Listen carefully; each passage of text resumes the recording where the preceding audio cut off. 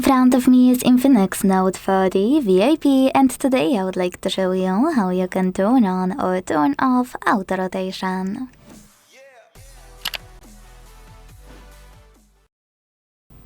First of all, go into Tab menu.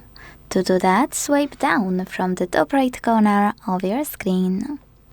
Then look for Auto Rotate shortcut, which is this one, and once you find it, click on it.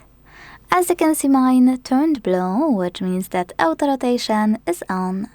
To switch it off, click on the same shortcut until it's gray. Thanks so much for watching. If you enjoyed this video, leave a like, comment and subscribe. Bye!